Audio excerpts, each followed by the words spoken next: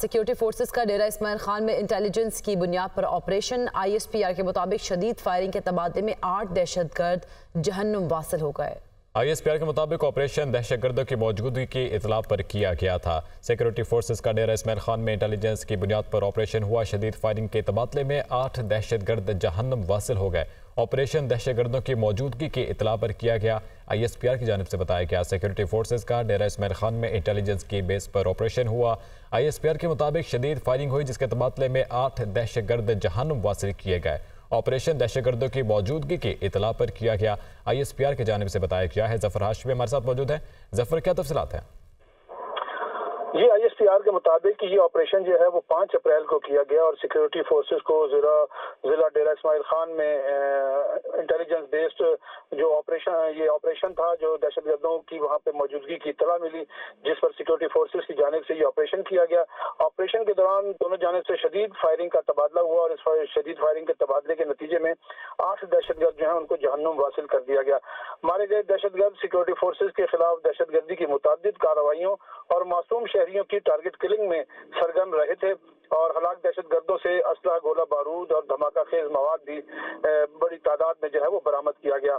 इस ऑपरेशन के बाद अहले इलाका जो है उन्होंने ऑपरेशन को सराहा और इलाके में पाए जाने वाले किसी भी दूसरे दहशतगर्द की मौजूदगी को खत्म करने के लिए वहाँ पर सैनिटाइजेशन ऑपरेशन जो है वो किया जा रहा है और सिक्योरिटी फोर्सेज मुल्क से, ISPR का कहना है कि सिक्योरिटी फोर्सेज मुल्क से दहशतगर्दी की लानत को खत्म करने के लिए पुरअज़म है। ठीक है जफराश पे बहुत शुक्रिया आपका। पाकिस्तान के भारतीय वज़ीर दिफा के इश्तियाल अंगेज बयान की मज़म्मत। भारत का पाकिस्तानी शहरियों को निशाना बनाने का दावा जुर्म का एतराफ़ है। पाकिस्तान ने 25 जनवरी को भारतीय दरानंदाजी के नाकाबिले तरदीद सबूत दिए। दफ्तर खारजा की जानिब से ये कहा गया है आलमी बरादरी भारत से गैर कानूनी इकदाम पर जवाब तलब करे। पाकिस्तान किसी भी जारहियत के खिलाफ अपनी खुद मुख्तारी के तहफ़्फ़ुज़ के लिए पुरअज़्म है। भारतीय हुक्मरान इंतखाबी फ़ायदे के लिए नफरत अंगेज़ बयानबाजी का सहारा ले रहे हैं। मज़ीद जानेंगे, ज़ीशान यूसुफ़ज़ई हमारे साथ मौजूद हैं। ज़ीशान, आगाह कीजिएगा। देखिए, तर्जुमान दफ्तर खारजा की जानिब से बताया गया है कि हमारी अमन की ख्वाहिश है उसको गलत नहीं समझना चाहिए और 25 जनवरी 2024 को पाकिस्तान ने भारतीय दरअंदाजी के नाकाबिल तरदीद सबूत भी फराहम किए थे। तर्जुमान दफ्तर खारजा ने बताया है कि ये पाकिस्तान में भारत के मावराए अदालत और बैनुल अक़वामी कत्ल की आम मुहिम की वाज़ेह सबूत है। भारत का मजीद शहरियों को निशाना बनाने का दावा वाज़ेह तौर पर एतराफ़ जुर्म है और आलमी बिरादरी को भारत के इन घिनौने और गैर कानूनी इक़दाम पर मुहासबा करना चाहिए। तर्जुमान दफ्तर खारजा ने मजीद ये भी बताया है कि पाकिस्तान किसी भी जारहियत के खिलाफ अपनी खुद मुख्तारी के तहफ़्फ़ुज़ के लिए मुकम्मल पुरअज़्म है। फरवरी 2019 को भी भारत को जारहियत पर सख्त रद्द-ए-अमल का सामना करना पड़ा था। इस इक़दाम में भारत के फौजी बरतरी के कोकरे दावों को भी बेनकाब किया था। तर्जुमान ने यह भी बताया है कि इंतखाबी फायदे के लिए भारतीय हुक्मरान नफरत अंगेज बयानबाजी का सहारा ले रहे हैं। भारत का गैर जिम्मेदाराना रवैया इलाकाई अमन को नुकसान पहुंचाता है। तर्जुमान ने यह भी बताया कि पाकिस्तान ने हमेशा खित्ते में अमन के लिए अपने अज़्म का इजहार किया है।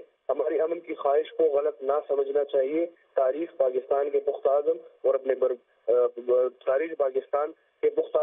भरपूर दिफा की सलाहियत की गवाह है। जी अच्छा जान, ये भी बताइएगा कि इससे पहले भी हमें देखा कि इलेक्शन करीब आते मुस्लिम मुखालिफ प्रोपेगेंडा भी जोर पकड़ रहा था और कुछ फिल्म इंडस्ट्री को भी सहारा लिया जा रहा था।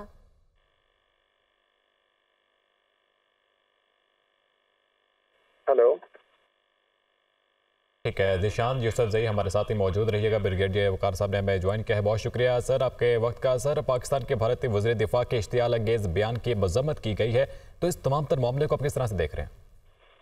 ये सिर्फ इश्तियाल अंगेज़ बयान ही नहीं है बल्कि एक्नॉलेजमेंट है कि भारतीय जो रियासत है अंडर मोदी के बेसिकली क्रिमिनल एक्टिविटी में इन्वॉल्व है। उनके पास डेथ स्क्वाड है जिसको चाहे जाके असैसिनेट कर सकते हैं। आपको याद होगा इस पहले भी डिस्कस हुआ कि जो गार्डियन में जब रिसर्च आर्टिकल आया कि किस तरीके से इनकी एजेंसियां जो हैं लोगों को असैसिनेट कराती हैं, उन्होंने लिंक किया था। एक तो पाकिस्तान में जो 20 असैसिनेशन हुई हैं और उसके बाद सिख रहनुमाओं का कत्ल है। कनाडा में एक अटैम्प्ट US में की गई, UK में अवतार सिंह खन्ना का मर्डर है। तो अभी ये सारे ताने बाने तो मिल रहे थे और भारत काफी अंडर प्रेशर था। एक्नॉलेज करने का मतलब ये है कि इसके अंदर चूंकि रिपोर्ट में बताया गया था कि हाईएस्ट लेवल पे बेसिकली डिसीजन होते थे, जिस तरह पुलवामा का हुआ उसमें मूडी जो है वो खुद बैठ के चेयर करता है।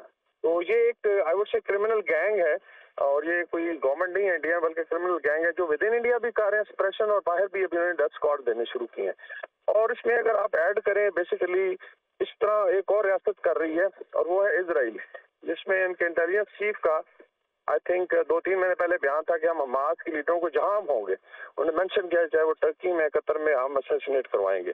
सो प्रॉब्ली भारत अभी समझता है कि उस लेवल पे आ गया कि वो खित्ते में भी अपना धौंस धांधली और असैसिनेशंस और टेररिज्म के जरिए चीज़ों को कंट्रोल करे।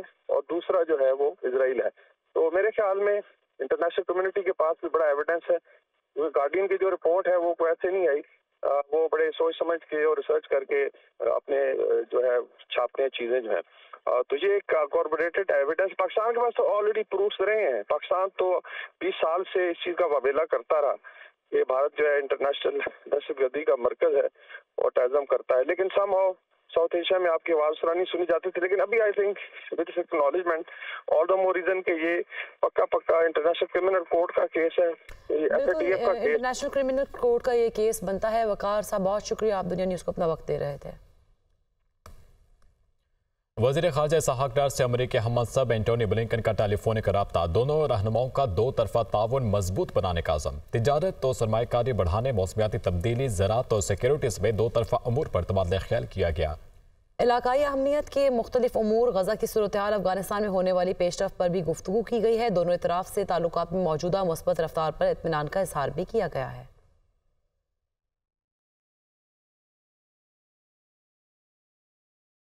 वफाकी वज़ीर दाखिला मोहसिन नकवी की ज़ेर सदारत चीनी शहरियों के सिक्योरिटी इंतजाम पर इजलास में गैर मुल्कियों खुसूसन चीनी शहरियों की सिक्योरिटी के इक़दाम का तफसीली जायजा लिया गया। गैर मुल्कियों खुसूसन चीनी शहरियों का तहफ़्फ़ुज़ अव्वलीन जिम्मेदारी है। मोहसिन नकवी का ऐसा कहना था। शरपसंद अनासर के मज़मूम मकासद को हरगिज़ कामयाब नहीं होने देंगे। मोहसिन नकवी की जानिब से इस अज़म का इजहार किया गया। वफाकी वज़ीर दाखिला मोहसिन नकवी की ज़ेर सदारत चीनी शहरियों की सिक्योरिटी इंतजाम पर इजलास हुआ।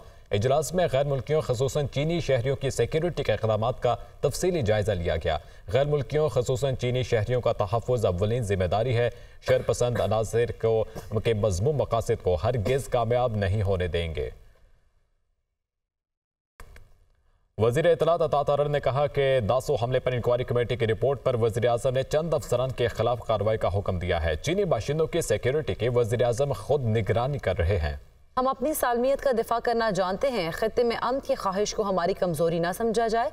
किसी को अमन व अमान की सूरत हाल खराब नहीं करने देंगे। वो प्रेस कॉन्फ्रेंस से खिताब कर रहे थे। दासू में चाइनीज इंजीनियर्स पे हमला हुआ था। हमारी arm forces, law enforcement agencies सब जो हैं वो दहशत गर्दी के खात्मे पर कारबंद हैं। वज़ीर आज़म साहब ने बहुत सारे इजलास इस पे किए चाइनीज सिक्योरिटी के ऊपर, और उन्होंने एक इंक्वायरी कमेटी बनाई थी दासू वाले वाक़े के ऊपर इंक्वायरी करने के लिए। इंक्वायरी कमेटी ने जब अपनी रिपोर्ट भेजी तो उसमें वज़ीर आज़म साहब ने चंद अफसरान के खिलाफ इंज़बाती कार्रवाई करने का हुक्म दिया है। RPO Hazara division, DPO upper Kohistan district, DPO lower Kohistan district, director security Dasu hydro power project और commandant special security unit KPK. जो इंक्वायरी रिपोर्ट आई है इनके खिलाफ जो इंज़बाती कार्रवाई का कहा गया है, और कहा गया है कि इन्होंने अपने फ़राइज़ में गफलत बरती, इनको अलर्ट होना चाहिए था। तो वज़ीर आज़म साहब ने इन अफसरान के खिलाफ कार्रवाई का फौरी तौर पे हुक्म दिया है। और ये मिसाल है कि आइंदा चाइनीज़ सिक्योरिटी के हवाले से जो मामलात हैं उनको मज़ीद संजीदगी से लिया जाएगा। वज़ीर आज़म साहब खुद निगरानी कर रहे हैं चाइनीज़ प्रोजेक्ट्स की सिक्योरिटी के हवाले से, चीनी बाशिंदों की सिक्योरिटी के हवाले से, और एक बड़ा मौसर निज़ाम वज़ा किया जा रहा है इस हवाले से। वज़ीर आज़म शहबाज शरीफ आज 3 रोज़ा दौरे पर सऊदी अरब रवाना होंगे। वज़ीर ख़ारजा इसहाक़ डार और वज़ीर दिफ़ा ख्वाजा आसिफ भी हमरा होंगे। वज़ीर आज़म के सऊदी वली-अहद मोहम्मद बिन सलमान से मुलाकात मुतवक्के है। मुलाकात में 2 तरफ़ा दिलचस्पी के अमूर पर तबादला ख्याल किया जाएगा। मुख्तलिफ तरक्याती मनसूबों को हतमी शक्ल दिए जाने का भी इम्कान है। वज़ीर आज़म शहबाज शरीफ आज 3 रोज़ा दौरे पर सऊदी अरब रवाना होंगे। काबीना की निजकारी कमेटी का इजलास मौखर कर दिया गया। ज़राए के मुताबिक वज़ीर ख़ारजा इसहाक़ डार की ज़ेर सदारत काबीना की निजकारी कमेटी का पहला इजलास आज होना था। वज़ीर ख़जाना मोहम्मद औरंगज़ेब की अदम शिरकत की वजह से इजलास मौखर हुआ। इसी पर बात करेंगे। यासिर मलिक हमारे साथ मौजूद हैं। यासिर मलिक, आगाह कीजिएगा कि क्यों इजलास को मौखर किया गया है। देखिए, देखिए, काबीना की निजकारी कमेटी का इजलास जो है वो आज होना था, लेकिन आज इस इजलास को मौखर कर दिया गया है और ये इजलास जो है वज़ीर ख़ारजा इसहाक डार की ज़ेर सदारत होना था।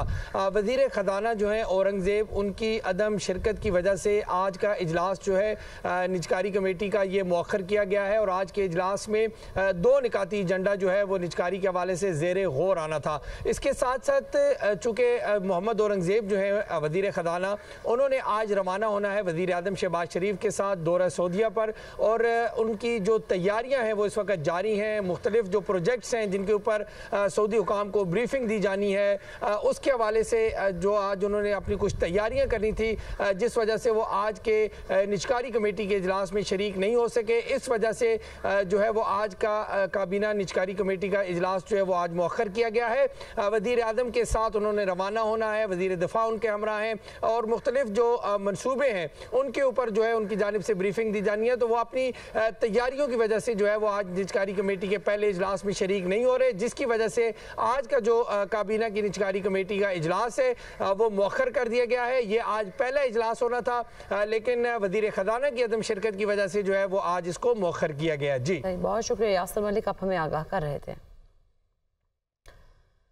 लाहौर हाईकोर्ट ने ताहयात नाअहली के खिलाफ दरख्वास्त खारिज करने का तहरीरी फैसला जारी कर दिया। जस्टिस शाहिद बिलाल हसन ने 10 सफ़ात पर मुश्तमिल तहरीरी फैसला जारी किया है। 5 साल नाअहली का कानून आइन के मुताबिक है। तहरीरी फैसले में ऐसा कहा गया आइन के आर्टिकल 8 के तहत बुनियादी हकूक से महरूम नहीं किया जा सकता। इलेक्शन एक्ट 2017 के सेक्शन 232 के शिक 2 आइन के आर्टिकल 62 से मुतजाद नहीं है। मोहम्मद अशफाक हमारे साथ मौजूद हैं, तफसीलात से आगाह करेंगे। जी अशफाक,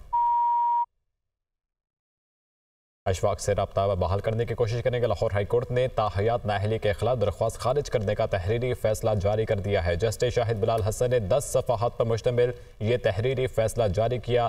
5 साल नाअहली का कानून आइन के मुताबिक है। इस तहरीरी फैसले में मजीद लिखा गया कि आइन के आर्टिकल 8 के तहत बुनियादी हकूक से महरूम नहीं किया जा सकता। इलेक्शन एक्ट 2017 के सेक्शन 232 के शिक 2 आइन के आर्टिकल 62 से मुतजाद नहीं।